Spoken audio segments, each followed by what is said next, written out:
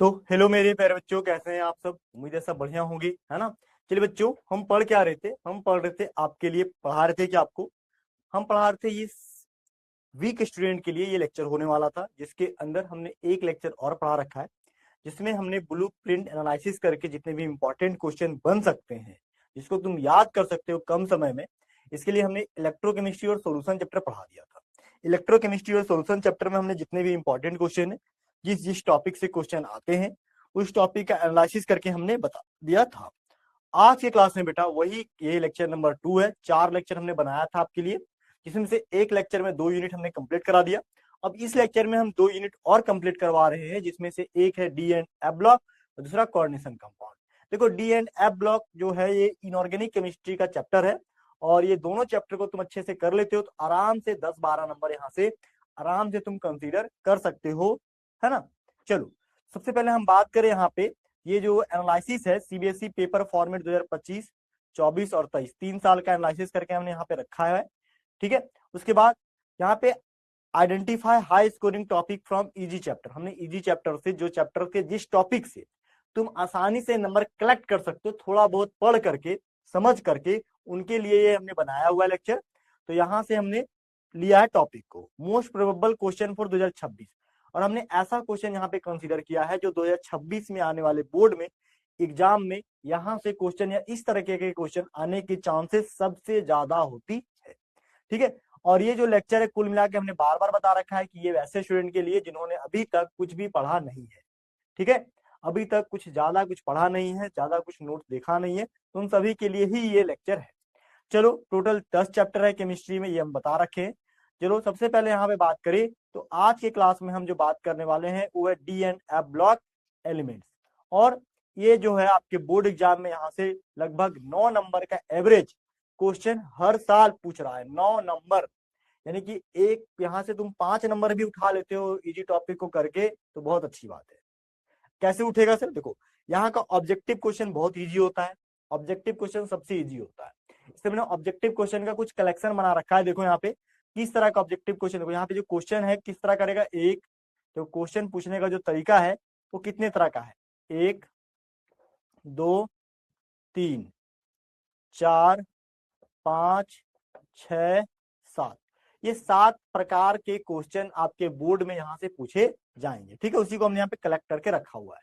चलो, सबसे पहला क्वेश्चन जो यहाँ पे है ऑब्जेक्टिव टाइप क्वेश्चन हमने ले रखा है। तो ये क्वेश्चन इतना इजी है कि 2025 में यहाँ से क्वेश्चन पूछ चुका है। क्या कहता है क्वेश्चन? बोलता है which of the following transition metals does not show variable oxidation state. बोलता है इनमें से कौन सा ट्रांजिशन एलिमेंट है जो वेरिएबल ऑक्सीडेशन स्टेट को दिखाता नहीं है, तो निम्नलिखित में से कौन सा संकरमक धातु परिवर्तनीय ऑक्सीकरण अवस्था नहीं दिखाती। देखो, ऐसा कौन करेगा? ऐसा वही ट्रांजिशन एलिमेंट करेगा ना, ट्रांजिशन एलिमेंट्स करेगा जिसके पास क्या हो, जीरो ऑक्सीडेशन स्टेट ज्यादा नहीं हो, है ना, जिसके पास वेरिएबल ऑक्सीडेशन स्टेट हो ही ना। तो ऐसा करने वाला जो है वो अस्केंडियम है। कौन है सर? अस्केंडियम। कैसे सर? देखो, अस्केंडियम का एटॉमिक नंबर 21 होता है, 1s2 2s2 2p6, ठीक है, 3s2 3p6, ठीक है, 4s का क्या, 4s2 और 3d का कितना, 1। यहाँ पे इलेक्ट्रॉन जो निकलेगा वो केवल डी से इलेक्ट्रॉन आसानी से निकल सकता है। कहां से सर? डी से। ये मैक्सिमम ऑक्सीडेशन स्टेट कितना दिखा सकता है? 2 और 1, यहाँ से 3, मैक्सिमम यहाँ से 1 और देखो मैक्सिमम 3 और मिनिमम 1 ऑक्सीडेशन स्टेट ये दिखा सकता है। और सबसे कम ऑक्सीडेशन स्टेट जो दिखाएगा, ठीक है, वो स्केंडियम ही है, ठीक है। बाकी बात सबके पास ज्यादा एटॉमिक नंबर है तो ज्यादा ऑक्सीडेशन स्टेट दिखाएंगे, इसलिए आंसर नंबर क्या होगा सर? बी, अस्केंडियम। क्या होगा सर? अस्केंडियम, ठीक है। हाँ, तो वही यहाँ बोल रहा है अस्केंडियम जो है स्टेबल स्टेट होता है +3 ओनली, ठीक है, does not show variable oxidation state, ये और ज्यादा ऑक्सीडेशन स्टेट नहीं दिखाएंगे क्योंकि डी के पास यहाँ केवल क्या, एक ही इलेक्ट्रॉन होता है। बाकी बात अदर कॉपर में देखोगे तो डी में 10 होता है, टाइटेनियम में देखोगे तो डी में 2 होगा, आयरन में देखोगे तो डी में 6 होगा। यहाँ पे देखो क्या, डी में 6, यहाँ पे डी में 2, यहाँ डी में 9 या 10। तो ये अलग अलग ऑक्सीडेशन स्टेट होगा, यहाँ से इलेक्ट्रॉन और ज्यादा निकल सकता है, लेकिन यहाँ पे एक ही है तो एक ही को निकालेगा, एक यहाँ से 2, यहाँ से मैक्सिमम +3 तक दिखाएगा। तो वही बोलता है यहाँ पे कि वेरिएबल ऑक्सीडेशन स्टेट कौन नहीं दिखाएगा सर, तो स्कैंडियम जो है वो वेरिएबल ऑक्सीडेशन स्टेट नहीं दिखाएगा, वो एक ही ऑक्सीडेशन स्टेट दिखाएगा, उसका क्या होगा +3 केवल, ठीक है। हाँ चलो इस क्वेश्चन को सॉल्व कर लेना, कॉपी में लिख लेना, ऑब्जेक्टिव क्वेश्चन यहाँ से ऐसे ही पूछेगा। आगे पूछ रहा है ट्रांजिशन एलिमेंट का इलेक्ट्रॉनिक कॉन्फ़िगरेशन। देखो तुम इलेक्ट्रॉनिक कॉन्फ़िगरेशन पूरे डी ब्लॉक का करके जाना, किसका सर, डी ब्लॉक एलिमेंट का इलेक्ट्रॉनिक कॉन्फ़िगरेशन कर लेना, क्योंकि एलिमेंट का इलेक्ट्रॉनिक कॉन्फ़िगरेशन से हमेशा क्वेश्चन बनता है। जैसे यहाँ पे इलेक्ट्रॉनिक कॉन्फ़िगरेशन किसका है सर, यहाँ पे डी ब्लॉक एलिमेंट में बात करें जिरकोनियम का, ठीक है, जिंक का, ठीक है। देखो बोलता है यहाँ पे ऑक्सीडेशन कितना दिया सर, आर्गन का, देखो आर्गन का होता है 18, 310, 18 10 28 और 4s का 1, 28 10 कितना हुआ 29, कितना हुआ 29, तो किसका 29, देखो कॉपर का ऑक्सीडेशन स्टेट क्या होता है 29, ठीक है, समझ रहे हो। तो इसका आंसर क्या होगा सर, कॉपर, आंसर क्या होगा कॉपर। यानी कि अगर आप ऑक्सीडेशन स्टेट को याद रखते हो, अगर आप ऑक्सीडेशन स्टेट को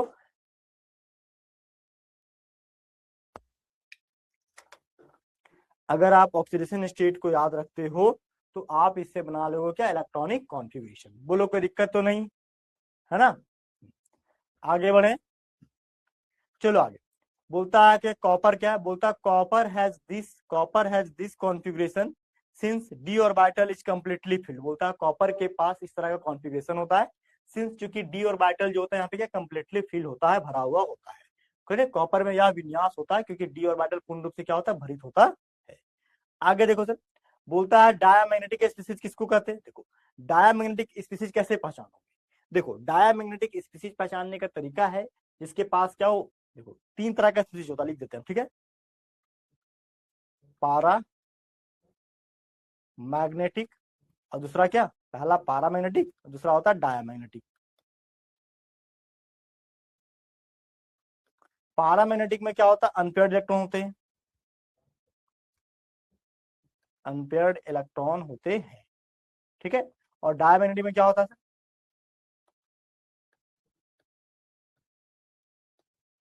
पेयर्ड इलेक्ट्रॉन होते हैं, ठीक है।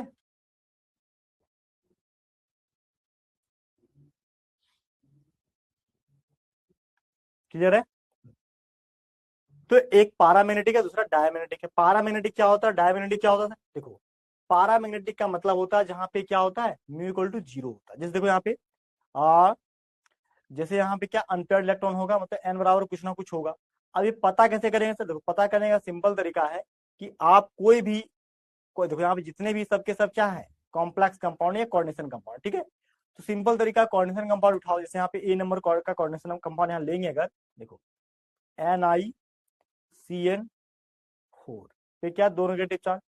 अब यहाँ पता करना पड़ेगा, इसके लिए क्या लिखना पड़ेगा सर, इसका हम लोग को निकालना पड़ेगा CFT, ठीक है। ये DD ट्रांजिशन देखना पड़ेगा। देखो निकेल का यहाँ पे ऑक्सीडेशन स्टेट कितना हो सर, 4 में 2, x + 4 × -1 - 2 बराबर x बराबर कितना हुआ,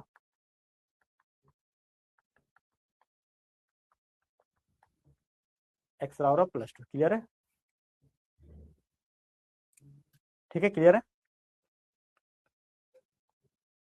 28 का +2, क्लियर है।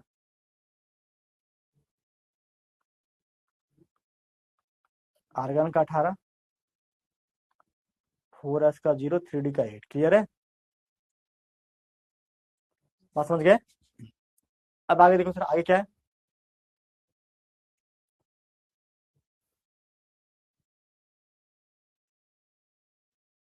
4s0, 3d का 8, ठीक है। देखो निकेल का ऑक्सीडेशन स्टेट यहाँ लिखो क्या होता है, देखो 3d8,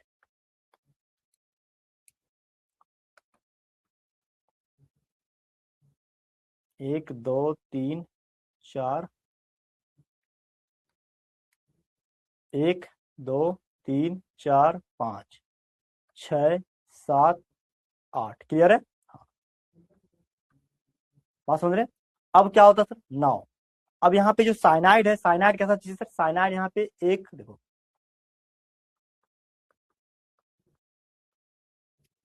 साइनाइड क्या, strong field ligand, field ligand है।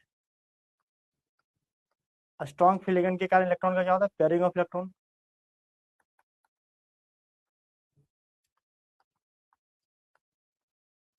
पेयरिंग ऑफ इलेक्ट्रॉन होगा, ठीक है। देखो ना,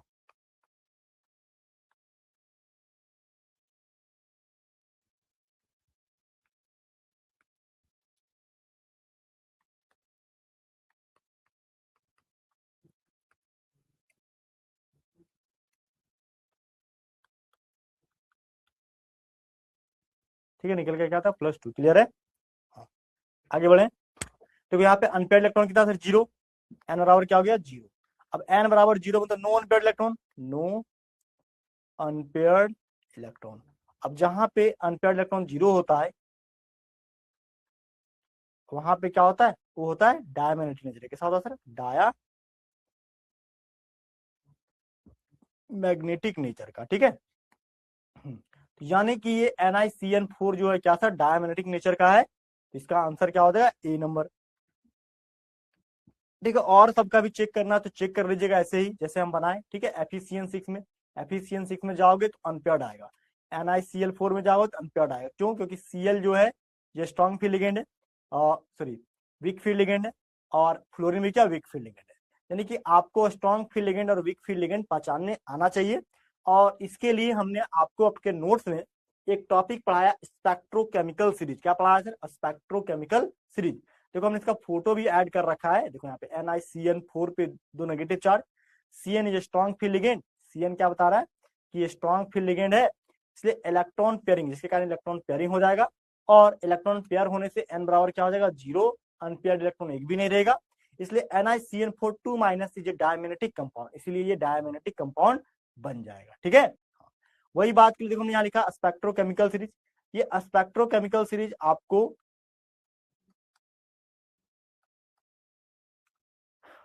कोऑर्डिनेशन कंपाउंड में देखने को मिलेगा। वहां पे हमने ये बात इसको पढ़ा रखा है। क्या है सर, कोऑर्डिनेशन कंपाउंड में देखो हमने लिखा है कि it is a arrangement of common ligand. ये कॉमन लिगेंड का एक अरेंजमेंट है। It is the arrangement of क्या, common ligands in the increasing order of their crystal field splitting energy, CFSE। बोलता है क्या, बोलता है spectrochemical series is the arrangement of common ligand in the increasing order of their crystal field splitting energy, CFSE value. The ligands present on the ligand, जो present होता है on the right side are strong. Right side जो ligand present हो सबसे strong होगा। And while that on left side, और जो left side है वो वीक फील्ड लिगेंड होगा। Also, a strong field ligand causes higher splitting in d orbitals than weak field ligand। जैसे देखो यहाँ पे क्या है, iodide ion, bromide ion, thiocyanide ion, chloride ion, sulphide ion, ये सब वीक फील्ड लिगेंड है। वहीं क्या, साइनाइड आयन, कार्बोनोइल है ना, कार्बन मोनोक्साइड, कार्बोनोइल आयन, ठीक, कार्बोनोइल लिगेंड, साइनाइड लिगेंड, EN, ये सब क्या स्ट्रॉन्ग फील्ड, ये सब क्या है, SFL, ये स्ट्रॉन्ग फील्ड लिगेंड, ये वीक फील्ड लिगेंड, ठीक है। ठीक है, तो ये सीरीज आप सभी को कॉपी में लिख लेना है, याद कर लेना है। बोलो कोई दिक्कत कि नहीं को, क्लियर चले। ठीक है, ये स्पेक्ट्रोकेमिकल सीरीज आपको DNF ब्लॉक में तो आता ही है, लेकिन ये मेनली आपको मिलेगा कोऑर्डिनेशन कंपाउंड में, और इसको हम के क्लास नोट्स में ऐड किए हैं, तो वहां से जाकर इसको लिख लेना। कई बार कोऑर्डिनेशन कंपाउंड में पूछ देता है कि डिफाइन या फिर व्हाट इज स्पेक्ट्रोकेमिकल सीरीज, ये भी सीधा सीधा क्वेश्चन वहां पे पूछ देता है, तो ये आपको पता होना चाहिए, ठीक है। हाँ, तो इसको इंपॉर्टेंट मान लो, VBI कर लो, ये भी याद कर लेना, ठीक है। आगे देखो सर, आगे क्या बोलता है, बोलता है यहाँ पे क्या कि what is the flowing characteristic transition metals is associated with catalytic productivity. देखो ट्रांजिशन मेटल के पास कैटालिटिक एक्टिविटी होता है, इसके पीछे क्या रीजन है, पूछ रहा है क्या कि ट्रांजिशन मेटल के पास कैटालिटिक एक्टिविटी होता है, इसके क्या रीजन है, ठीक है। कैटालिटिक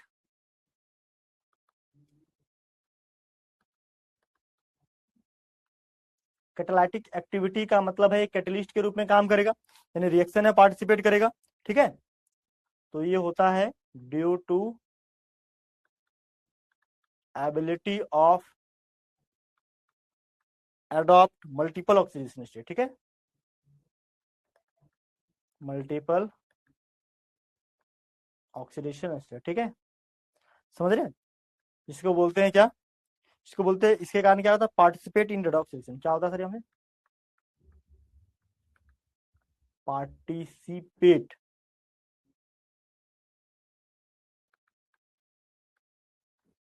इन रेडॉक्स रिएक्शन, ठीक है।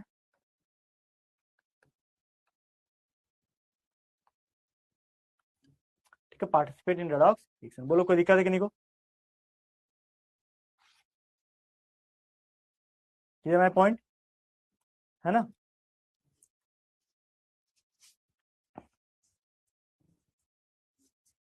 ठीक है, तो इसके लिए क्या रीजन है, पार्टिसिपेट इन रेडॉक्स रिएक्शन। अब इसके लिए क्या है, एबिलिटी टू अडॉप्ट। अब कौन अडॉप्ट करेगा, जिसके पास होगा multiple oxidation state, multiple oxidation state, इसी को बोलते हैं वेरिएबल ऑक्सीडेशन स्टेट, ठीक है, वेरिएबल ऑक्सीडेशन स्टेट, ठीक है।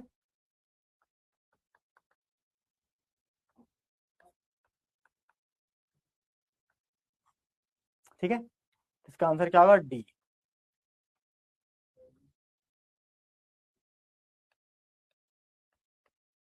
ठीक है, क्या आंसर है आपका, डी। ठीक है, इसका आंसर क्या होगा सर, वेरिएबल ऑक्सीडेशन स्टेट।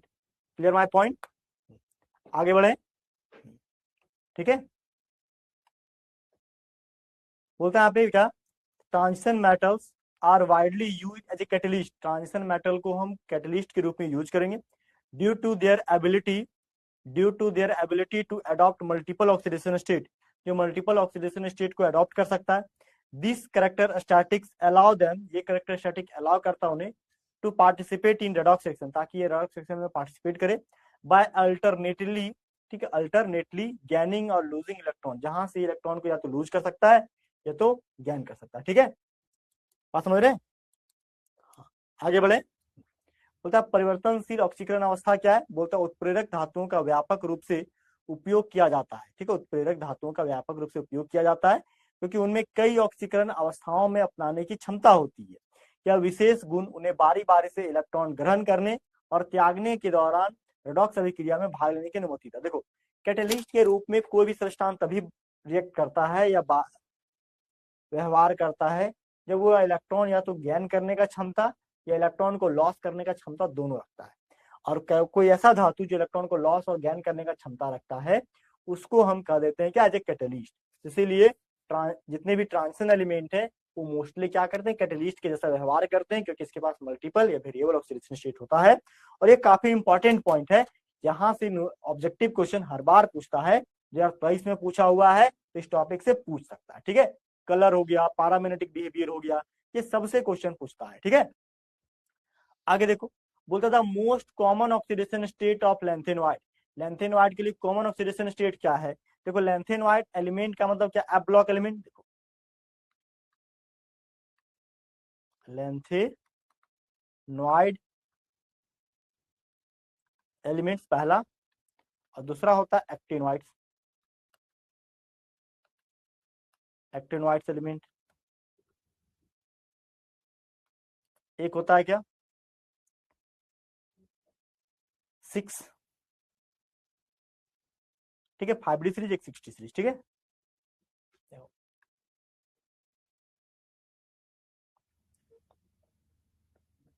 एक 4F, 5F। Transition lanthanoid element का पहला एलिमेंट है लिथियम लैंथनम 57। ठीक है,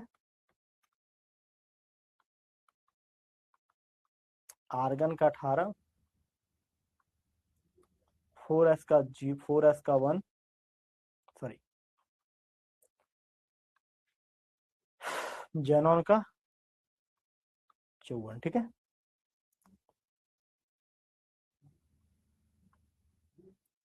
6s2,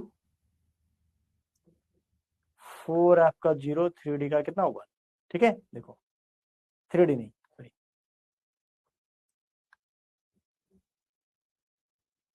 5d का 1। ठीक है, समझ रहे हो, तो यहाँ पे मैक्सिमम ऑक्सीडेशन स्टेट कहाँ से, यहाँ से कितना इलेक्ट्रॉन निकाल सकते हैं, यहाँ से 2 और 1 3। देखो यानी कि लैंथनम जो है वो मैक्सिमम ऑक्सीडेशन स्टेट जो दिखाएगा +3, क्यों, जेनॉन 54। ठीक है, 6s का 0, 4f का 0, और 5D का क्या हो जाएगा 0। क्लियर है? तो यहाँ पे क्या होगा ऑक्सीडेशन स्टेट से, ऑक्सीडेशन स्टेट यहाँ पे हो जाएगा +3। क्या हो जाएगा +3। ठीक है, तो आंसर क्या बना था यहाँ पे,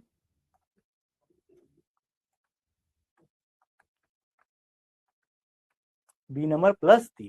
बोलो कोई दिक्कत तो नहीं है ना? हाँ, तो most common stable oxidation state of lanthanoid is +3। ठीक है, यही याद रखना है, यही एग्जाम में पूछता है। ठीक है, इसको हम कई बार आपके नोट्स में बताए हैं, समझाए हैं। ठीक है, देखो जब भी एग्जाम आएगा तो आपको पढ़ के जाना पड़ेगा, बेहतरीन तरीके से जितना पढ़ के जाओगे तुम्हारा एग्जाम उतना ही होगा। ठीक है, देखो हमने मैक्सिमम क्वेश्चन आपको हैंड आउट में दे रखा है, हैंड आउट नहीं पढ़ पाते हो तो ये पढ़ो, क्योंकि ये क्वेश्चन ऐसा है कि ऐसे ही क्वेश्चन एग्जाम में आएगा, और ये ऐसा टॉपिक है जिसको आसानी से तुम अडॉप्ट कर सकते हो, याद कर सकते हो। ठीक है, एग्जाम में आसानी से लिख सकते हो। ठीक है, आगे चलो सर। देखो वहां पे लिखा हमने क्या, +3 बोलता था, most common exhibited oxidation state is +2 +3 +4। लेकिन +3 जो है ये सबसे मोस्ट कॉमन है और स्टेबल ऑक्सीडेशन स्टेट है, जो मैक्सिमम लैंथेनोइड एलिमेंट के द्वारा प्रदर्शित किया जाता है, दिखाया जाता है। ठीक है, आगे चलो सर। बोलता है which of the following is not consider a transition element. इनमें से किसको ट्रांजिशन एलिमेंट के रूप में कंसीडर नहीं किया जाता है? इसमें से ट्रांजिशन एलिमेंट के रूप में उसको कंसीडर नहीं किया जाता है जो क्या, जिसके देखो ट्रांजिशन एलिमेंट के रूप में किसको कंसीडर नहीं किया जाएगा, ट्रांजिशन एलिमेंट का मतलब होता है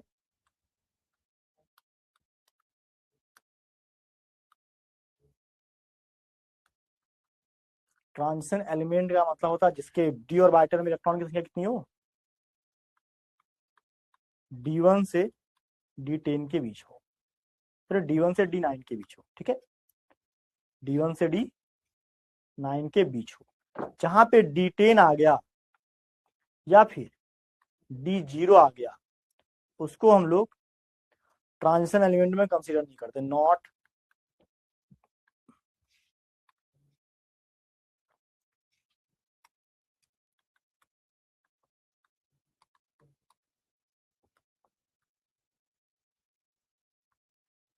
not as a transition element, उसको ट्रांजिशन एलिमेंट के रूप में कंसीडर नहीं करते। ठीक है ना? तो बोलता है which of the following not consider transition element. देखो ऐसे में जब भी क्वेश्चन पूछे तो scandium, silver, vanadium, zinc, zinc होता है। क्या होता है सर, जिंक। क्यों जिंक होता है सर, जिंक का ऑक्सीडेशन स्टेट देखो, आंसर जिंक का ऑक्सीडेशन स्टेट होता है 30। ठीक है,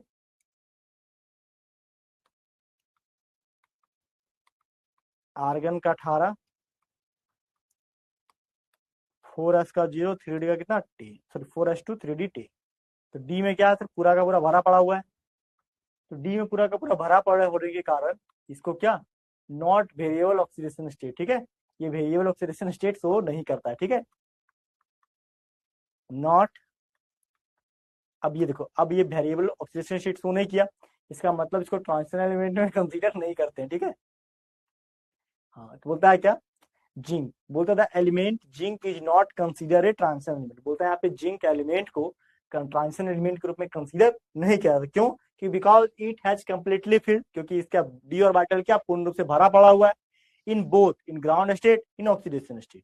ठीक है, ग्राउंड स्टेट में लो या ऑक्सीडेशन स्टेट में ले लो, दोनों केस में इसका डी ऑर्बिटल पूर्ण रूप से भरा पड़ा है, जिसके कारण इसको क्या हम लोग संक्रमण धातु के रूप में कंसीडर नहीं करते हैं। संक्रमण धातु का ट्रांजिशन वर्ड का मतलब होता है क्या, वेरिएशन। ठीक है, ऑक्सीडेशन स्टेट में वेरिएशन। अब ऑक्सीडेशन स्टेट में वेरिएशन कौन नहीं दिखाता है, तो ट्रांजिशन एलिमेंट कभी भी नहीं दिखाता है। बोलो कोई दिक्कत तो नहीं है ना? आगे देखो सर, बोलता है KMnO4 is a colour due to, KMnO4 colour क्यों दिखाता है सर, KMnO4 में डीडी ट्रांजिशन होता है, नहीं डीडी ट्रांजिशन होता है कहाँ पे, ये होता है कॉम्प्लेक्स कंपाउंड के अंदर। कहाँ पे होता है सर, कॉम्प्लेक्स कंपाउंड में डीडी ट्रांजिशन होता है, ये तो ऑप्शन नहीं होगा। यहाँ पे बोला है क्या कि KMnO4 में ट्रांजिशन क्यों होता है, देखो KMnO4 में मैग्नीज का ऑक्सीडेशन स्टेट निकालो, क्या निकलेगा देखो, 1 + x + 4 गुने -2 बराबर 0।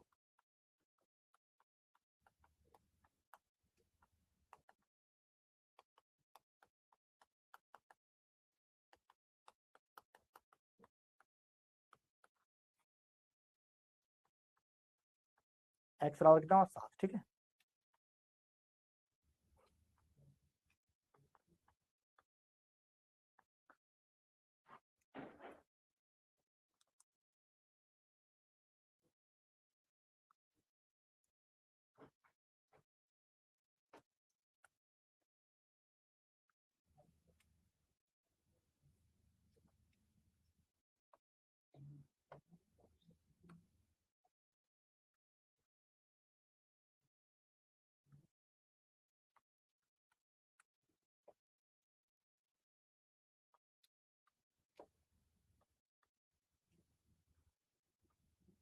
क्लियर है,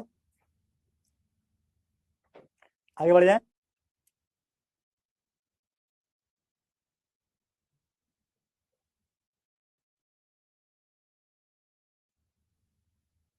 ठीक है, यहाँ पे हो क्या रहा है, यहाँ पे होगा लिगेंड से धातु में स्थानांतरण। देखो बोलता है क्या यहाँ पे, charge transfer ligand to metal, ligand से क्या होगा, मेटल के बीच चार्ज का ट्रांसफर होगा। कैसे सर, देखो बोलता है मैग्नीज एटम यहाँ पे जो है in KMnO4 H+7 oxidation state with electronic configuration क्या होता है 3d0 4s0 since no unpaired electrons are present in d transition. D transition होने के लिए क्या इलेक्ट्रॉन चाहिए डी में, लेकिन कोई इलेक्ट्रॉन नहीं है डी ट्रांजिशन के लिए, ठीक है। आर नॉट पॉसिबल, कोई इलेक्ट्रॉन नहीं डी में, तो डी ट्रांजिशन यहाँ पॉसिबल नहीं होगा, ठीक है। पहला बात खत्म। बोलते the molecule should there be colourless, molecule क्या होता है, कलरलेस होता है, कोई कलर होता नहीं है। इट इज इंटेंस पर्पल, ये क्या होता है सर, पर्पल कलर का होता है, इंटेंस पर्पल कलर का होता है due to ligand metal charge transfer, ठीक है।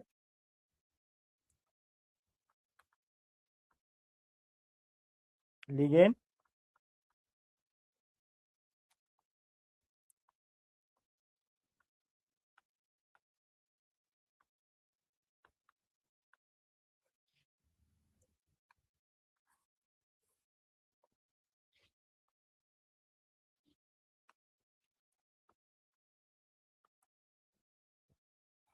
ठीक है, ligand to metal charge transfer, clear है।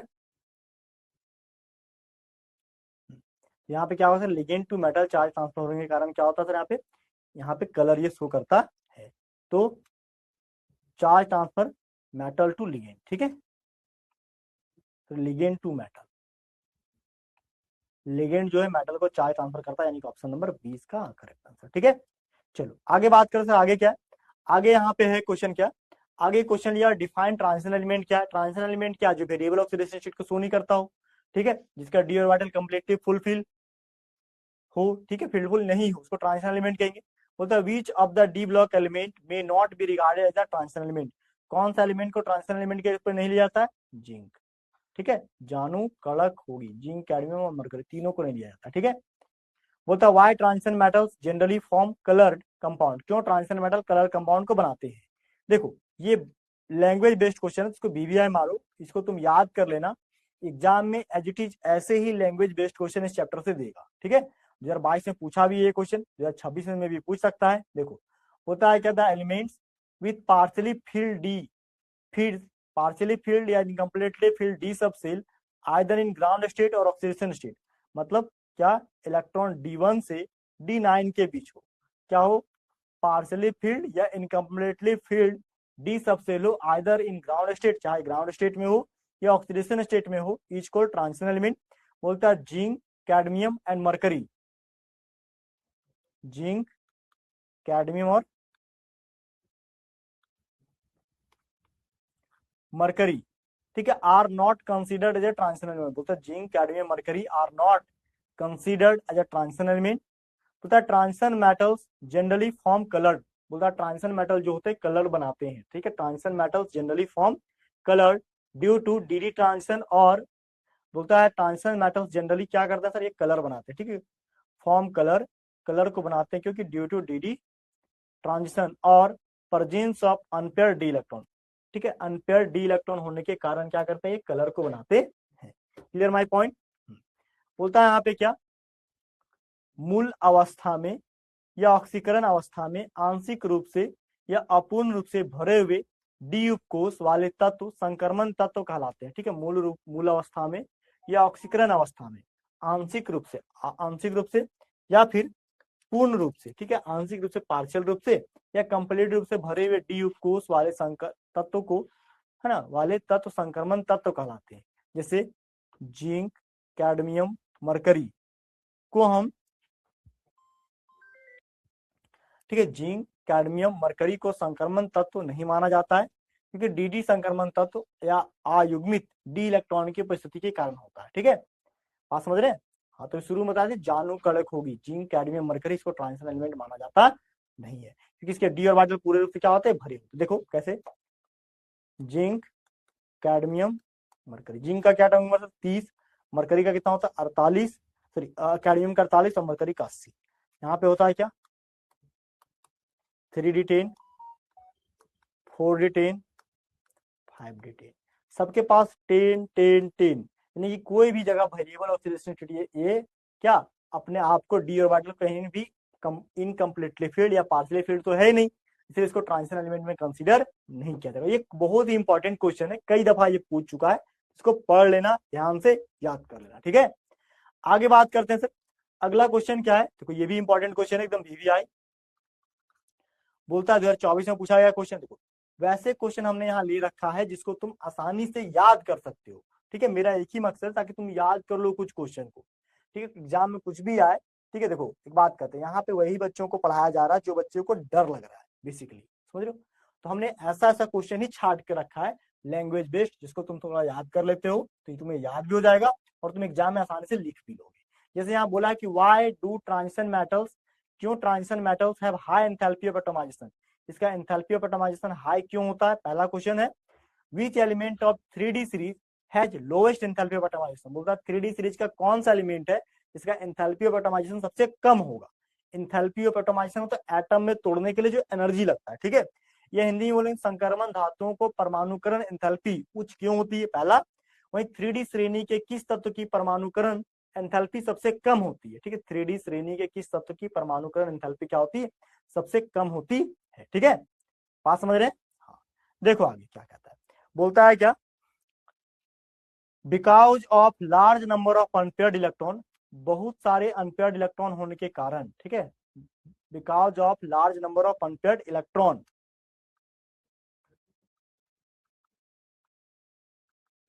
ठीक है, in their atoms they have a stronger inter atomic interaction, बोलता है क्या, they have a stronger inter atomic interaction and hence, और अतः स्ट्रॉन्गर बॉन्डिंग, बहुत स्ट्रॉन्ग बॉन्ड होता है बिटवीन एटम्स के बीच। ठीक है, stronger bonding between atoms, atom के बीच बहुत स्ट्रॉन्ग बॉन्ड होता है।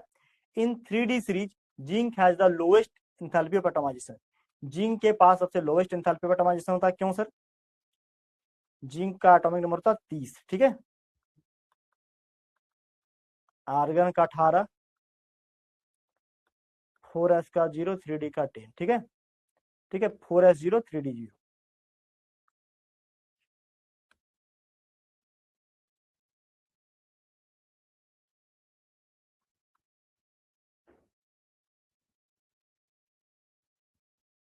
ठीक है, 4s 0, 3D 10। Clear my point, clear है?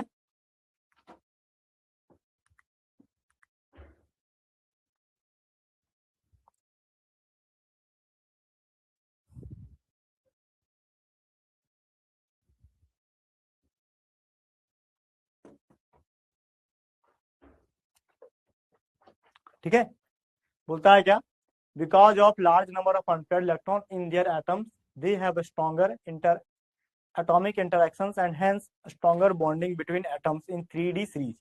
Zinc has lowest enthalpy of atomization. ठीक है, चलो तो ये क्वेश्चन को कर लेना। ठीक है, आगे देखो सर, आगे एक केस बेस्ड क्वेश्चन है, केस बेस्ड क्वेश्चन है। देखो क्वेश्चन क्या कहता है, देखो केस बेस्ड क्वेश्चन मैं इसलिए करने बोल रहा हूँ क्योंकि इसका आंसर जो होता है वो आपके पैराग्राफ के अंदर ही छुपा होता है। अगर तुम ध्यान से पढ़ लेते हो, थोड़ा समझ लेते हो, पैराग्राफ से उठा करके उसके आंसर को आराम से लिख सकते हो।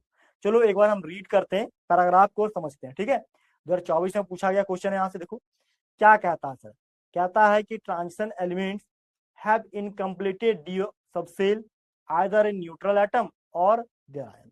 तो ट्रांजिशन एलिमेंट हमेशा उसका डी सबसेल क्या होता है, इनकम्प्लीट होता है, पूर्ण रूप से भरा हुआ नहीं होता है, चाहे एटम न्यूट्रल स्टेट में हो या फिर अपने आयन में हो। बिल्कुल सही बात। ठीक है, बोलता आगे क्या, the presence of partially filled D orbital, आंशिक रूप से भरे हुए D orbital in their atoms make transition elements different, ये ट्रांजिशन एलिमेंट को डिफरेंट बनाता है from that from that of the non transition element, non transition element की तुलना में इसको अलग बनाता है with partially filled D orbital, partially filled D orbital की तुलना में, with partially filled D orbital के तुलना में। These elements exhibit certain character statics properties, बोलता है ये जो है ना, दीज एलिमेंट्स एग्जिबिट, ये जो एलिमेंट है एग्जिबिट करते हैं सर्टेन करेक्टर स्टैटिक्स प्रॉपर्टीज, कई तरह की प्रॉपर्टीज को एग्जिस्ट करता है, बोलता है these element exhibit certain character static properties such as display of a variety of oxidation state, ये बहुत सारे ऑक्सीडेशन स्टेट को क्या करता है, display of variety of oxidation state, कई तरह के ऑक्सीडेशन स्टेट को ये डिस्प्ले करता है।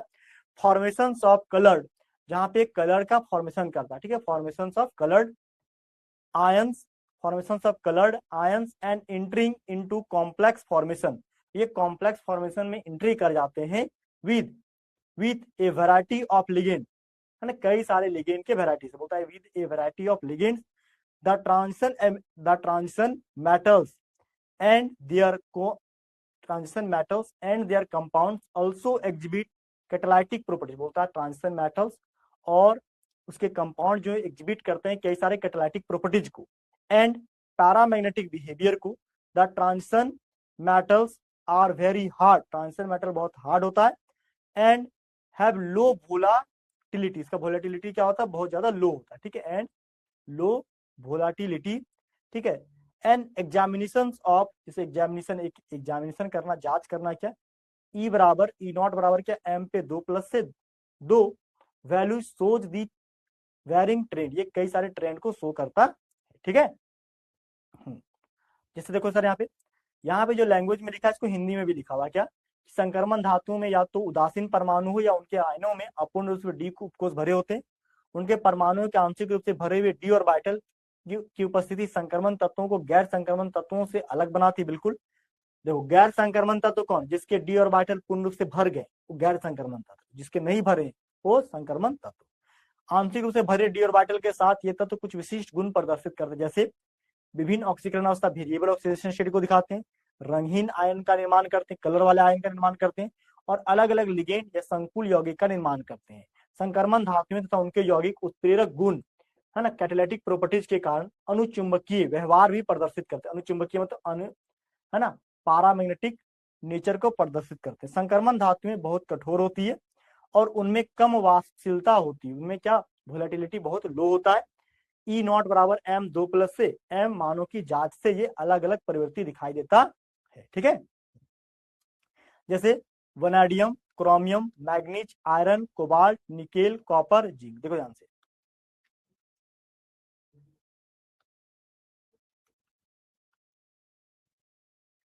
देखो वैनेडियम का कितना था -1.18, क्रोमियम का मतलब -0.91, मैग्नीज का -1.1, अलग अलग सब्सटेंस का ऑक्सीडेशन स्टेट दिया हुआ, ठीक है। अब क्वेश्चन क्या पूछा तुमसे, बोलता है on what basis we can say that ये copper is a transition element, हम किस आधार पे कह सकते हैं कॉपर एक ट्रांजिशन एलिमेंट है, जिंक इज नॉट। देखो कॉपर का एटॉमिक नंबर तुम देख सकते हो 29 है, हाँ, तो इसका बाहरी कक्षा में क्या होगा सर, आर्गन का 18, 4s का अगर 2 करते हैं 3d9 कर दो, 3d9 वेरिएबल ऑक्सीडेशन स्टेट हो गया, ठीक है ना, डी ऑर्बिटल पूर्ण से भरा नहीं है।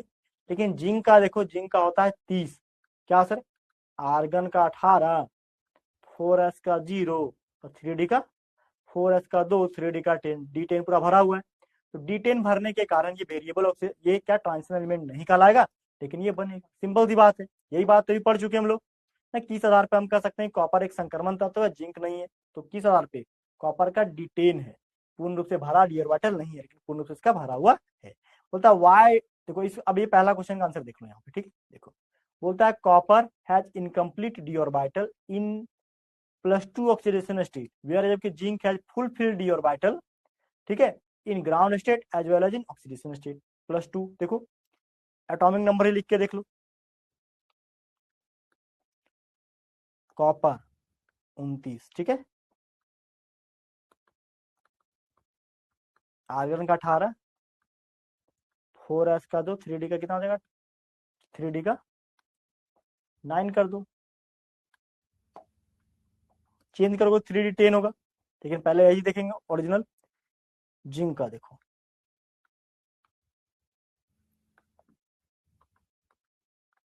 आर्गन का 18,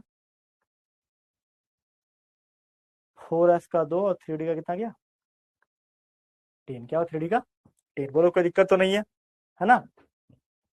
आगे बढ़े,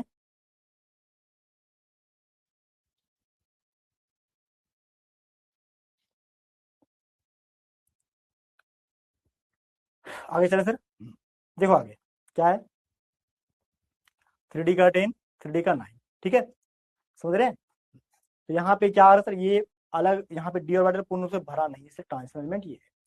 अगला क्वेश्चन क्या बोला था, हिंदी में भी वही बात हमने लिख रखा है, ठीक है, सेम टू सेम पढ़ लीजिए एक बार। अब देखो नेक्स्ट क्वेश्चन बोलता है why do transition elements have variety of oxidation state. क्यों ये वैरायटी ऑफ ऑक्सीडेशन स्टेट दिखाता है sir, variety of oxidation state इसलिए दिखाता है क्योंकि डी ऑर्बिटल क्या होते हैं, देखो आंशिक रूप से भरे होते हैं, ठीक है। बोलता है क्या डी ऑर्बिटल की उपस्थिति संक्रमण तत्वों तथा गैर, तो आंशिक रूप से भरे हुए डी ऑर्बिटल के साथ ये तत्व कुछ विशिष्ट गुण प्रदर्शित करते हैं, जैसे विभिन्न ऑक्सीकरण अवस्था। क्यों दिखाते, क्योंकि यहाँ आंशिक रूप से भरे होते हैं, पार्शली फील्ड ऑर्बिटल होता है, ठीक है। तो यहाँ पे जो क्वेश्चन पूछा उसका आंसर यही है, क्या संक्रमण तत्व विभिन्न ऑक्सीकरण अवस्थाएं क्यों प्रदर्शित करता है। देखो बोलता है because n-1 d orbital and subshell electron take part in bond formation due to their comparable energy due to presence of unpaired electron in d orbital. D orbital में अनपेयर्ड इलेक्ट्रॉन होते हैं, आंशिक रूप से भरे हुए इलेक्ट्रॉन होते हैं, ठीक है, जिसके कारण ये क्या वेरिएबल ऑक्सीडेशन स्टेट को दिखाते हैं। अब तीसरा क्वेश्चन क्या पूछा था, थर्ड क्वेश्चन बोला, थर्ड क्वेश्चन में क्या why do E not M 2 plus से एम, यहाँ मेटल पूछा हुआ है, value so irregular trend from vanadium to zinc, vanadium से जिंक के बीच, वेनेडियम से जिंक के बीच ये इरेगुलर ट्रेंड क्यों दिखाता है। देखो सब तरफ माइनस माइनस माइनस था, बीच में प्लस आ गया, ठीक है। देखो तो ये सब होता है स्टेबिलिटी के कारण, किसके कारण से, स्टेबिलिटी के कारण होता है। तो वही यहाँ लिख रहा है क्या, देखो कि because of irregular value of first two ionization enthalpy, दो अलग अलग आयनाइजेशन एंथैल्पी होने के कारण, ionization enthalpy first, ionization enthalpy second, and sublimation enthalpy, ठीक है। बोलता है अलग अलग आयनाइजेशन एंथैल्पी होने के कारण इरेगुलर क्या दिखाता है यहाँ पे, इरेगुलर दिखाता है यहाँ पे क्या, E naught value, standard electrode potential का वैल्यू। दूसरा बोलता है how is the variability in oxidation state of transition metal differ from the non transition element. बोलता है क्या ऑक्सीडेशन स्टेट जो होता है ट्रांजिशन एलिमेंट का वो वेरिएबल होता है, जब किसके तुलना में, नॉन ट्रांजिशन एलिमेंट के कारण। क्यों, देखो बोलता है transition metals have multiple consecutive oxidation state, बोलता है दो अलग अलग मेटल के बीच यहाँ पे अलग अलग ऑक्सीडेशन स्टेट दिखता है, ठीक है, डिफरिंग बाय वन और due to their incomplete d orbital. ये सब का सब होता है डी ऑर्बिटल के इनकम्प्लीट होने के कारण, पूर्ण रूप से डी ऑर्बिटल में इलेक्ट्रॉन नहीं भरने के कारण, ठीक है। वाइल जबकि non transition element usually have oxidation state, non transition element के बाद क्या होता है, कहीं ना कहीं ऑक्सीडेशन स्टेट होता है, ठीक है, differ by two because of inert pair effect और ऑक्टेट रूल, ठीक है, इनर्ट पेयर इफेक्ट या ऑक्टेट रूल के कारण ये सब होता है, ठीक है। तो ये देखो कुल मिलाकर के ये समझो केस बेस्ड क्वेश्चन जो भी देता है उसका आंसर कहीं ना कहीं एक तरीके से आपके उस पैराग्राफ में छुपा होता है, थोड़ा सा आप ध्यान से पढ़ोगे तो उसका आंसर आप लिख दोगे। कुछ खाली कॉपी बिल्कुल मत छोड़ना, जो भी आए सारा एग्जाम में लिखना, कॉपी छोड़ दोगे खाली तो नंबर नहीं मिलेगा, कॉपी में लिखा रहेगा नंबर मिलेगा, ठीक है। अब कुछ भी मत लिखना, उस क्वेश्चन से रिलेटेड लिखना, ठीक है। यहाँ पे देखो एक बहुत ही प्यारा सा क्वेश्चन है, ये क्वेश्चन है व्हाट इज द लेंथेनवाइड कॉन्ट्रैक्शन। देखो सबसे वीवीआई क्वेश्चन करो, ये क्वेश्चन हमेशा पूछ देता है, कहीं ना कहीं ये पूछ देता है, ठीक है। What is transition element, what is lanthanoid contraction and right its consequence, इसके कंसीक्वेंस क्या है, ठीक है। And name two elements of 3D series which show anomalous electronic configuration, जो एनामोलस इलेक्ट्रॉनिक कॉन्फिगरेशन को दिखाते हैं। लेंथेनवाइड संकुचन क्या है, इसके दो परिणाम लिखिए, और 3D श्रेणी के दो तत्वों का नाम बताइए जो असंगत इलेक्ट्रॉनिक विन्यास को दिखाता है। देखो बोलता है यहाँ पे क्या, तो कोई सीधा आंसर है, ये आंसर याद कर लेना। लेंथेनवाइड कॉन्ट्रैक्शन क्या बोलता है, in lanthanoid series which increasing atomic number, जैसे जैसे एटॉमिक नंबर बढ़ेगा लेफ्ट टू राइट जाएंगे, ठीक है, लैंथेनियम से लुटेशियम तक, ठीक है। There is a progressive decrease in atomic और आयनिक रेडियाई। देखो जैसे जैसे एटॉम का साइज बढ़ेगा इसके आयनिक साइज क्या होता है, छोटा होते चला जाता है। ठीक है, बोलता है कि प्रोग्रेसिव डिक्रीज इन एटॉमिक और ionic radii of trivalent ion lanthanum से लुटेशियम, लैंथनम से लुटेशियम के तरफ जाएंगे, left to right, atomic number बढ़ेगा लेकिन आकार और एटॉमिक रेडियाई छोटा होगा, क्योंकि एक ही सेल में कंटिन्यू इलेक्ट्रॉन भरते चला जाता है एफ में। क्यों सर, एफ में इलेक्ट्रॉन 1 से एफ के में 14 के बीच तक इलेक्ट्रॉन भरते चला जाता है। ठीक है, सिमिलरिटी क्या है सर, होता है this regular decrease in atomic और आयनिक रेडिया, वो इस तरह से एटॉमिक और आयनिक रेडिया में रेगुलर डिक्रीज होना क्या कहलाता है, नॉन एज लेंथेनॉइड कॉन्ट्रैक्शन, इसी को हम लेंथेनॉइड कॉन्ट्रैक्शन के नाम से जानते हैं। ठीक है, आगे देखो similarity in size of element second and third transition series, बोलता है due to lanthanoid contraction, lanthanoid contraction के कारण elements like zinc second series and hafnium third series have almost identical radii, बोलता है due to lanthanoid contraction elements like zirconium, ठीक है, बोलता है लेंथेनॉइड सीरीज का कॉन्ट्रैक्शन होता है, बोलता है due to lanthanoid contraction zirconium second series और hafnium third series have almost identical radii, दोनों के बीच क्या होता है, एक जैसा रेडियाई हो जाता है लेंथेनॉइड ट्रांजिशन के कारण। ठीक है, लेंथेनॉइड कॉन्ट्रैक्शन के कारण। एग्जांपल, जिरकोनियम का रेडियस है 72 पिकोमीटर जबकि हैफनियम का 71, लगभग सेम है लेकिन दो अलग अलग ग्रुप के एलिमेंट है। ठीक है, समझ रहे हो, जिरकोनियम कितना होता है 40, हैफनियम कितना होता है 72।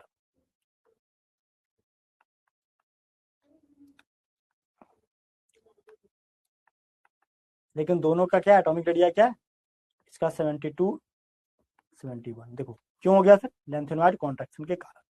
दूसरा, they show similar chemical properties difficult to separate, बोलता है लेंथेनॉइड एलिमेंट जितने भी होते हैं वो सब के सब एक ही जैसे प्रॉपर्टीज को शो करने लगता है, इसीलिए लेंथेनॉइड एलिमेंट को सेपरेट करना बहुत ज्यादा मुश्किल हो जाता है।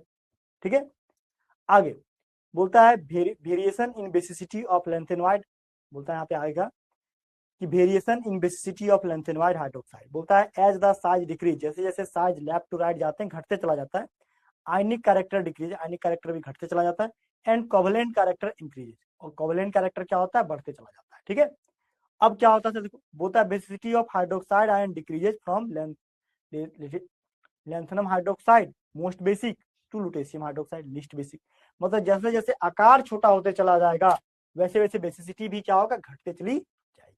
बोलो कोई दिक्कत है कि नहीं को, है ना। आगे लिखें, आगे बढ़े, चले आगे, देखो आगे बोलता है क्या, आगे यहाँ पे बोला है क्वेश्चन क्या कि in 3D series chromium to copper two element show anomalous electronic configuration, दो एलिमेंट जो होते हैं अलग अलग एनामोलस इलेक्ट्रॉनिक कॉन्फ़िगरेशन को दिखाते हैं ड्यू टू किसके कारण, due to extra stability of half filled, extra stability of half filled के कारण 3D5 के कारण, and completely field 3D10 orbital के कारण।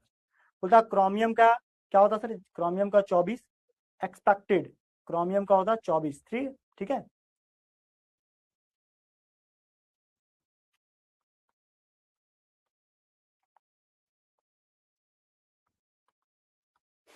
आर्गन का 18, ठीक है,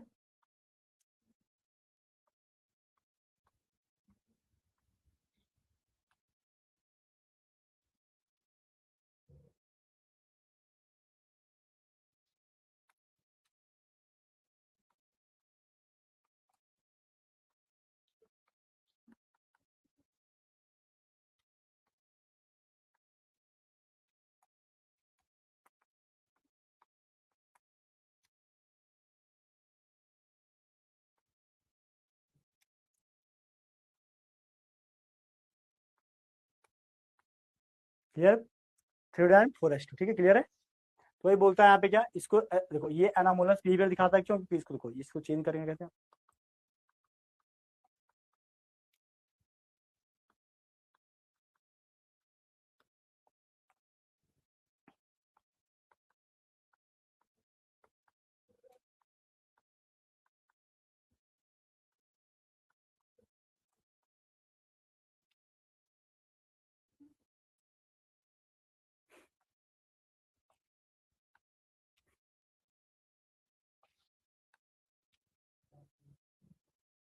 क्लियर है?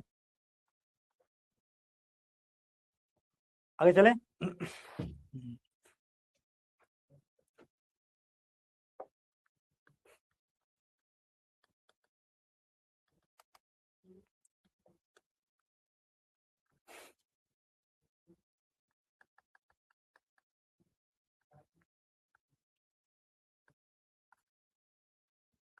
ठीक है, एक्स्ट्रा फील्ड, ठीक है, तो एक्स्ट्रा स्टेबल फील्ड,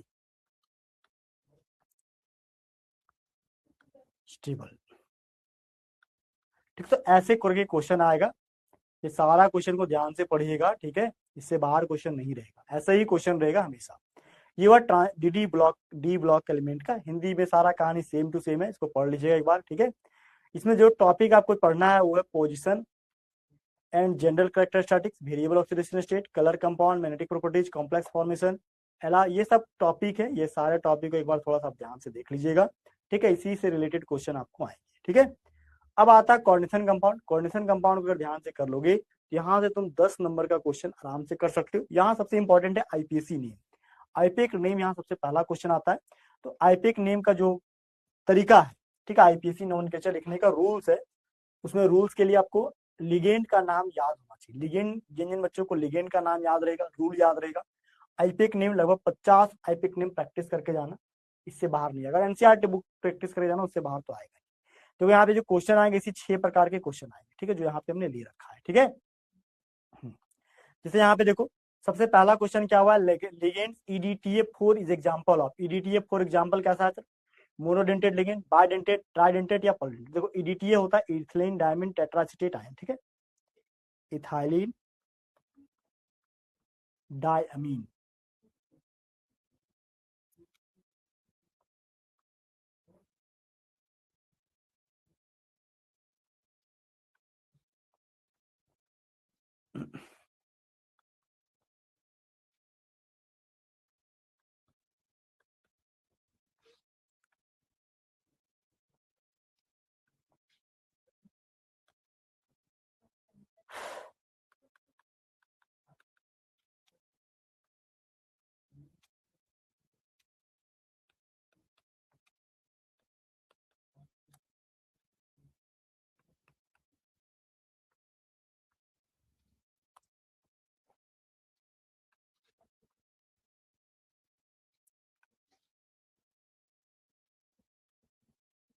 क्लियर है? आगे बढ़े। इसका नाम इथिलीन डायमंड टेट्रासिटेट आयन, ठीक है। और ये क्या, पॉलीडेंटेड लिगेंड। 4, यहाँ देखो, अगर ये मेटल होगा, एक donor site, 2 donor site, 3 donor site, 4 donor site. कितना डोनर साइट है? 4 डोनर साइट है, ठीक है, समझ रहे हो। इसको बोलते हैं पॉलीडेंटेड लिगेंड। कैसा ligand sir? The number, polydentate ligand, बहुदंतुर लिगेंड। क्लियर है?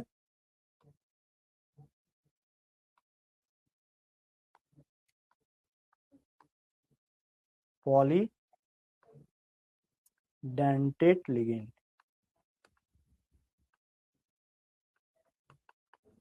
क्लियर है? इसके बाद देखें नेक्स्ट, यहाँ से नेक्स्ट यहाँ पे पॉलीडेंटेड लिगेंड बोलता है since it can coordinate through more than 2 site. इसके पास 2 से अधिक साइट है ना, इलेक्ट्रॉन डोनेट करने के लिए। So it is classified as a polydentate ligand. इसको पॉलीडेंटेड लिगेंड के रूप में जानते हैं और हेक्साडेंटेड लिगेंड के रूप में जानते हैं, ठीक है। बोलता है यहाँ पे क्या, क्योंकि आप 2 या 2 से अधिक साइटों के माध्यम से समन्वय कर सकता है, इसलिए इसे बहुदंतुर लिगेंड या इस अवस्था में हेक्साडेंटेड लिगेंड के रूप में वर्गीकृत किया जाता है या किया गया है। Clear my point? क्लियर है? आगे बढ़े सर, आगे बढ़े, ठीक है। देखो आगे, आगे क्या कहता था, आगे बोलता है which of the following ligand is chelate complex. Chelate complex कौन मानो? जिसके पास जो एक रिंग बना सकता है। चिलेट कॉम्प्लेक्स का मतलब वैसा लिगेंड जो रिंग बना सकता है, वैसा लिगेंड जो एक रिंग बना सकता है। क्या? रिंग। तो यहाँ पे जो ऑक्सिलेट आया ना, देखो यहाँ पे ये चिलेट कॉम्प्लेक्स का डेफिनेशन याद कर लीजिएगा, सीधा यहाँ से डेफिनेशन भी पूछ सकता है, व्हाट इज चिलेट कॉम्प्लेक्स। देखो इसको हम बोल सकते हैं चिलेटिंग लिगेंड। किसको? ए नंबर आंसर होगा। क्या आंसर होगा सर? ए नंबर, ठीक है। EDTA यहाँ पे जो लिखे हैं, ये भी एक रिंग बना रहा है। ये भी क्या हो रहा है? रिंग टाइप का स्ट्रक्चर बना रहा है। तो इसको पॉलीडेंटेड के साथ साथ चिलेटिंग लिगेंड भी कहेंगे, ठीक है। ये चिलेटिंग लिगेंड भी है।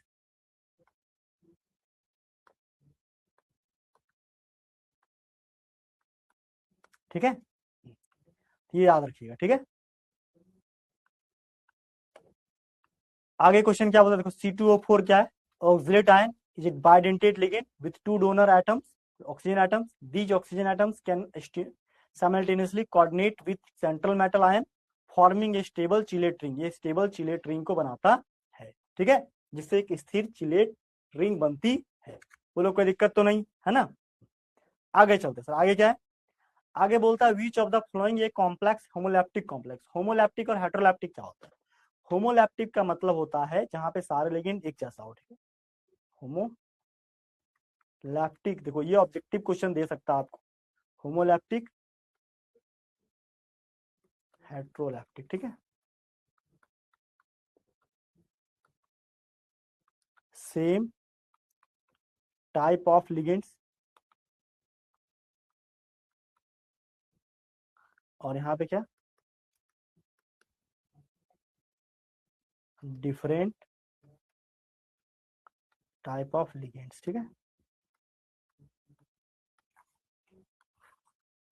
क्लियर है? तो साम बात करें क्या होमोलैप्टिक में, क्या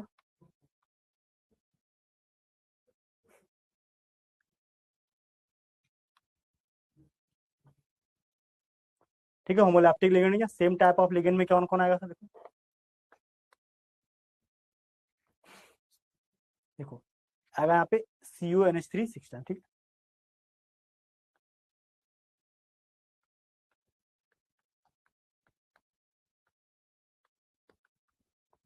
क्या यहाँ पे सेम टाइप का लिगेंड, इसको बोलते हैं क्या, होमोलैप्टिक लिगेंड। ठीक है, आंसर ये होगा। ठीक है, होमोलैप्टिक लिगेंड। ठीक है, ये क्या है, होमोलैप्टिक कॉम्प्लेक्स सेम टाइप का लिगेंड। Clear my point? आगे बढ़े सर।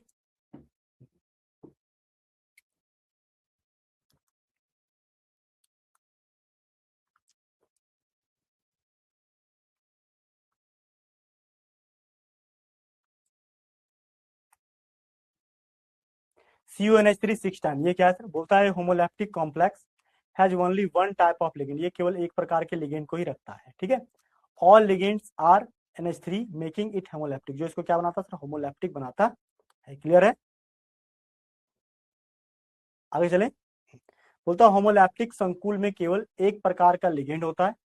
CuNH3 6 टाइम 3+ में सभी लिगेंड NH3 जो ऐसे होमोलैप्टिक बनाता है, इसे क्या बनाता है सर, होमोलैप्टिक लिगेंड के रूप में बनाता है। Clear my point?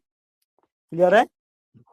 आगे चले, देखो बोलता है कि which of the following is ambient ligand, इसमें से कौन एम्बिडेंट लिगेंड है सर? देखो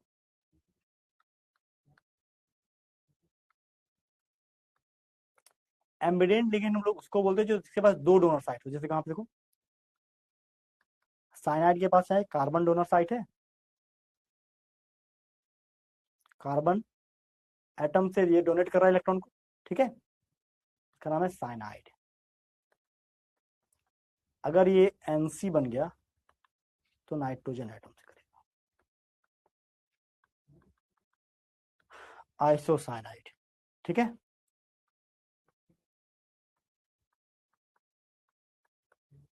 नाइट्रोजन एटम से करेगा तो न्यूट्रिटो O, फिर न्यूट्रिटो N। अगर ये ऑक्सीजन एटम से कर लिया, ठीक है, तो न्यूट्रिटो O।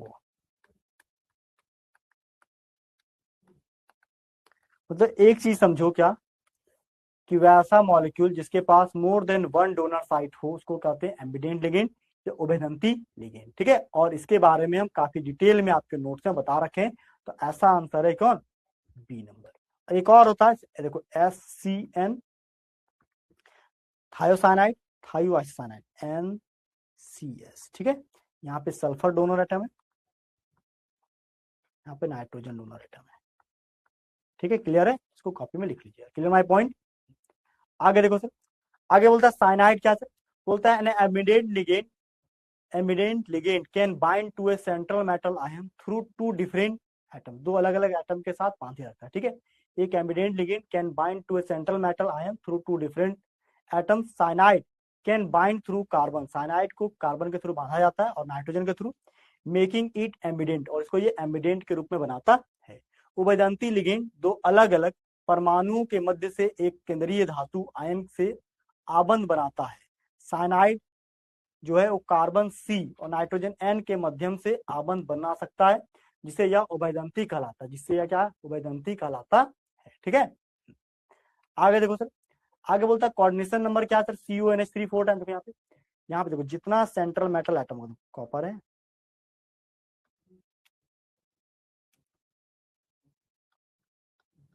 NH3 NH3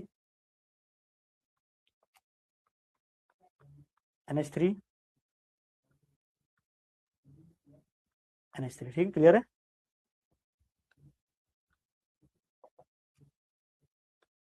SO4 पे दो नेगेटिव चार्ज, ठीक है। क्या नंबर ऑफ लिगेंड कितना, 4 है, ठीक है। तो कोऑर्डिनेशन नंबर कितना हुआ, 4 हुआ, ठीक है।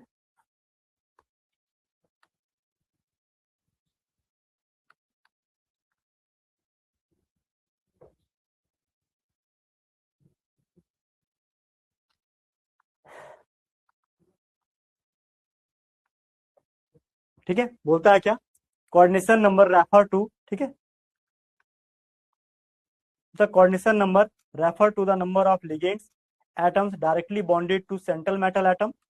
CuNH3 4 times SO4 for NH3 molecule are bonded to a Cu पे दो positive ion, so the coordination number is 4, ठीक है। बोलता समन्वय संख्या केंद्रीय धातु परमाणु से सीधे आबंधित लिगेंड परमाणु की संख्या को संदर्भित करती है, इसलिए CuNH3 4 times SO4 में 4 अमोनिया और 4 अमोनिया अणु जो है कॉपर आयन से आबंधित होता है, इसलिए समन्वय संख्या 4, इसका कोऑर्डिनेशन नंबर कितना है, 4 है। क्लियर माय पॉइंट, क्लियर है।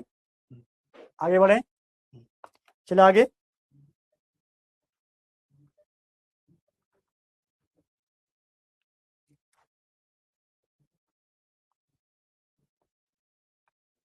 चलो बोलता है क्या, CBSE क्वेश्चन नंबर 2025 बोलता है क्या, name of the following coordination compound according to IUPAC norms. बोलता है name the following coordination compound, अलग अलग कोऑर्डिनेशन कंपाउंड का नाम लिखिए IUPAC मापदंडों के हिसाब से। देखो इसका नाम कैसे लिखेंगे सर, आईपेक नाम के हिसाब से, यहाँ पे देखो इसका नाम है CuNH3 4 times H2OCl। देखो इसका आईपेक नाम लिखने का तरीका क्या होगा, पहले यहाँ पे जो लिखा हुआ है कौन कौन है, यहाँ पे ammonia, 4 ammonia, tetra amine, tetra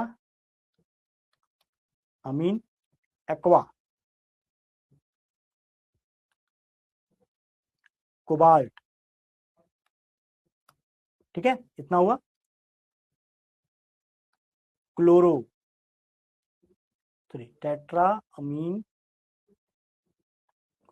aqua क्लोरिडो या क्लोरो कोबाल्ट। अब इसका ऑक्सीडेशन स्टेट निकालो, क्या निकलेगा सर, कोबाल्ट का X, अमोनिया का 4 गुने 0 प्लस वाटर का 0 प्लस क्लोरीन का -1, 2 गुने -1 बराबर 0, बराबर कितना हुआ सर, X बराबर +3, ठीक है। क्या वहां पे कोबाल्ट 3 क्लोराइड, ठीक है, कोबाल्ट 3 क्लोराइड, ठीक है। तो आपको ये ऑक्सीडेशन स्टेट पता होना चाहिए, पहला। दूसरा क्या, दूसरा क्या, दूसरा इथेन 1 2 डायमीन। देखो देखो 20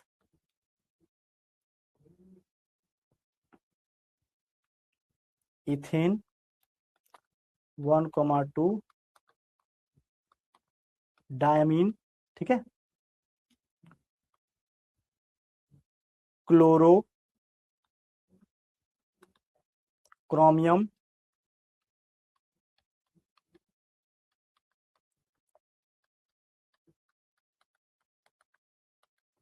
एक्स कितना होता है,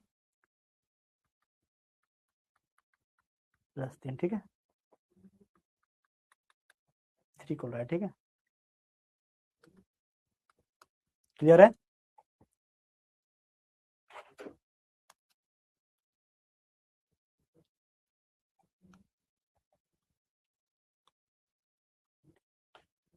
क्लियर है? क्लियर है? आगे चले।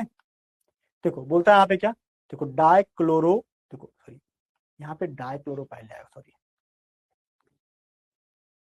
Cl2 था ना, कोई इसका नाम मिस हो गया, इसका नाम होगा डाइक्लोरो 20 इथेन 1 2 डायमीन, डाइक्लोरो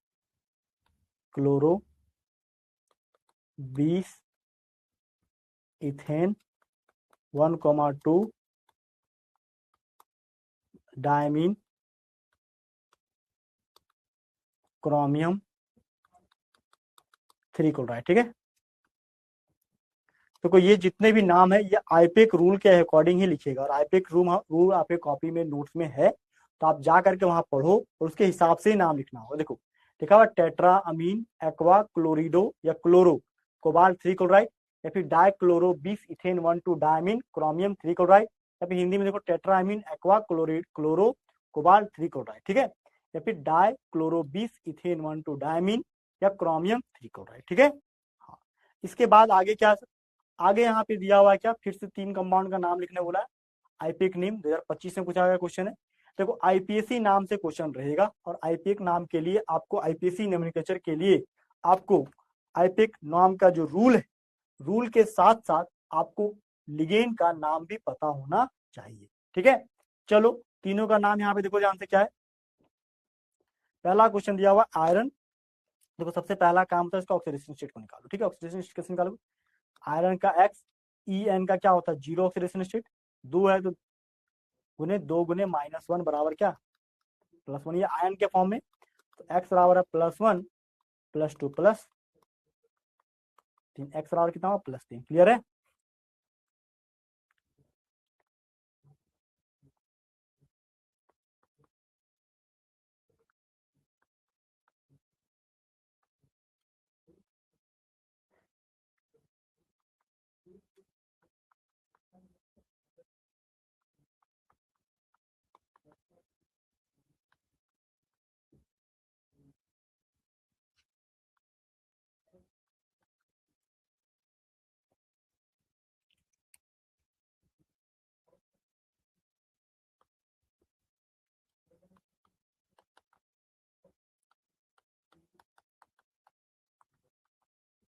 +3। ठीक है, तीसरा क्या निकला सर,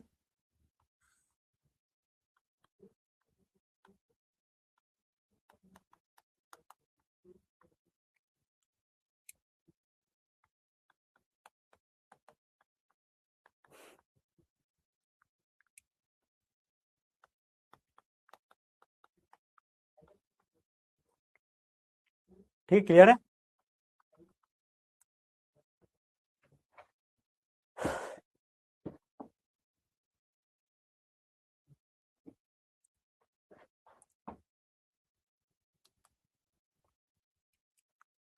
ठीक है,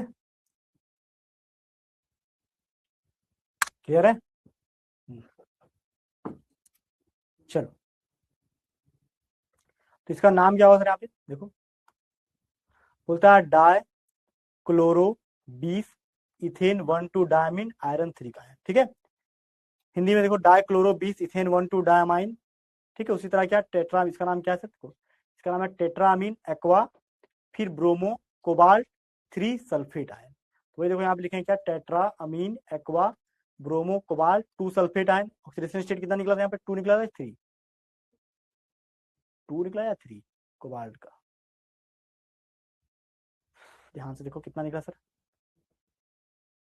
ब्रोमीन का 1 सल्फेट का 2, 3 होगा +3। ठीक है, यहाँ पे मिस्टेक हुआ है, यहाँ पे 3 होना चाहिए। ठीक है, यहाँ पे 3 होगा। ठीक है, 3 होगा, ध्यान रखना। चौथा क्या, चौथा यहाँ पे टेट्रा साइनो निकलेट। ठीक है, देखो यहाँ पे लिखा है क्या, tetracyanonickelate 2, tetracyanonickelate 2। ठीक है, तो कुल मिलाकर के आईपेक नाम यहाँ पे आपको जरूरी है कोऑर्डिनेशन कंपाउंड के अंदर। देखो इस चैप्टर में सबसे इंपॉर्टेंट टॉपिक है वर्नर थ्योरी, नोमेनक्लेचर। देखो नोमेनक्लेचर करके जाओगे तो आराम से यहाँ से नंबर मिलेगा, सबसे वीवीआई तो नोमेनक्लेचर करके जाना। ठीक है, कोऑर्डिनेशन नंबर, लिगेंड क्या है, चिलेशन क्या है, आइसोमेरिज्म क्या है, ये काफी सारा टॉपिक है, लेकिन 2-3 टॉपिक तुम करके जाना। एक कोऑर्डिनेशन कंपाउंड, ठीक है, नोमेनक्लेचर ऑफ कोऑर्डिनेशन कंपाउंड, और दूसरा जो करके जाओगे पहला ये करके जाना बढ़िया से, यहाँ से आराम से तुम नंबर ले लोगे, ठीक है। दूसरा, ये चिलेशन इफेक्ट से कई बार क्वेश्चन दे देता है, तो इसको करके जाना, ठीक है। ठीक है, आइसोमेरिज्म कर नहीं पाओगे, तुमसे महंगा पड़ जाएगा। देखो ये मैग्नेटिक प्रॉपर्टी जाना चेक करके, यहाँ से क्वेश्चन हो जाएगा, इस क्वेश्चन इस टॉपिक से हो जाएगा और यहाँ से हो जाएगा, ठीक है। ये इजी टॉपिक है, ये आराम से यहाँ से क्वेश्चन तुम कर सकते हो, ठीक। कुल मिलाकर के मैं एक ही चीज कहूंगा, हैंड आउट में जितने क्वेश्चन दिए चैप्टर वाइज बेटा कर लो, 30-30 क्वेश्चन का कलेक्शन है, उससे बाहर क्वेश्चन नहीं जाएगा, ठीक है। चलो इन सभी बातों के साथ ये कोऑर्डिनेशन और डी ब्लॉक को भी हम समाप्त करते हैं। इसके बाद हम मिलेंगे आपके पास किसमें, हेलोल्किन, हेलोअरीन, अल्कोहल, फिनॉल, ईथर, 2 चैप्टर फिर ऑर्गेनिक केमिस्ट्री में आएगा, तो वो दोनों क्लास करना बहुत जरूरी है, ठीक है। इसके डिस्क्रिप्शन में उस दोनों चैप्टर का लिंक भी होगा, ठीक है। चलो मिलते हैं नेक्स्ट क्लास में, तब तक थैंक यू सो मच, जय हिंद, बाय, हैप्पी लर्निंग।